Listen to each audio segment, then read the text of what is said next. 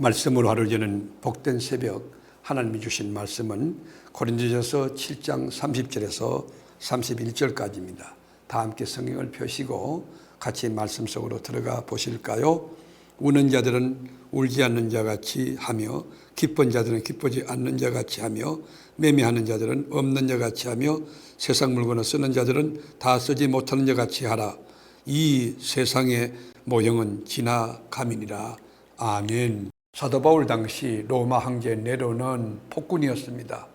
로마의 대화재 사건이 났을 때 그 책임을 기독교에 뒤집어 쓰었습니다. 따라서 상상을 초월하는 피박이 일어났습니다. 공개적으로 사형을 처했습니다. 여러분, 결혼하는 것이 잘못된 것은 아니지만 죽음이 임박하다고 느끼는 사람은 굳이 결혼할 필요를 못 느끼는 것 같은 그런 상황이 된 겁니다.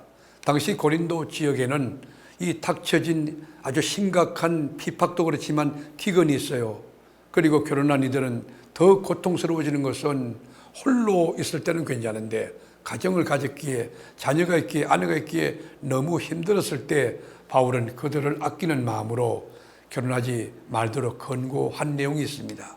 곧 임박한 환난으로 말미암아 26절에 되어 있죠. 그때가 단축하여진 거로 29절에 되어 있습니다. 내일을 기약할 수 없는 비상시와 같이 살아가는 그들에게 흐트러짐 없이 주를 섬기는 것이 중요하기 때문에 바울은 이렇게 권면한 것입니다. 35절에 볼까요?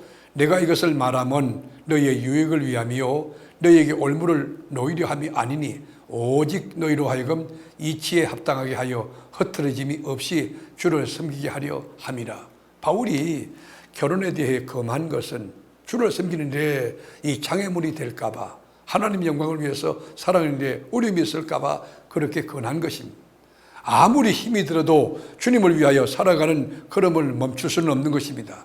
29절에서 30절까지 읽어보면 뭐뭐 하는 사람은 뭐뭐 하지 않는 사람처럼 살라는 그런 항목이 5가지 나와요. 첫째로는 안에 있는 자들은 없는 자같이 하며, 주님을 섬길 때에 아내가 장애가 돼서 안 된다는 거 아닙니까?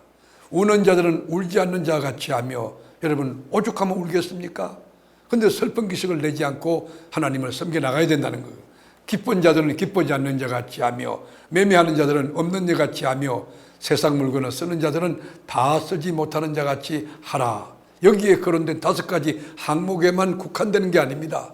우리 삶 전체에 해당되는 메시지예요.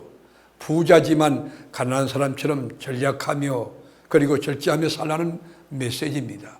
소유가 많은 사람들은 소비 지향적인 쾌락적인 삶을 살아서 안 되고 다 쓰지 못하는 사람같이 살아야 된다는 것입니다.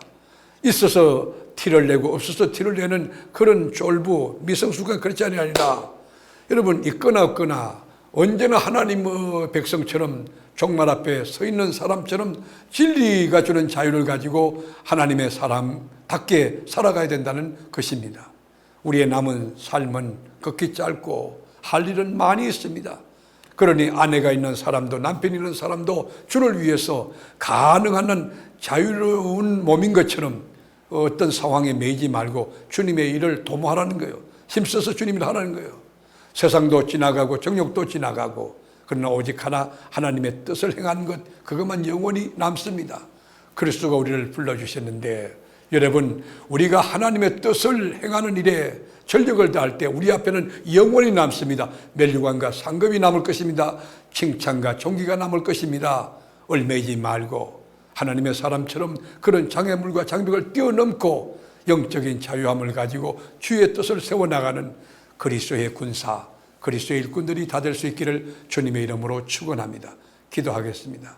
주님 감사합니다. 가정을 가졌다고 가정이 우리 신앙생활에 방해가 되지 않고 장애가 되지 않도록 예수를 바라보고 하나님의 뜻을 세워나가는 영혼을 추구하는 영적 거장들이 되게 하시고, 그런 성령의 강력한 능력이 있는 믿음을 가진 우리 교우들 되게 하옵소서.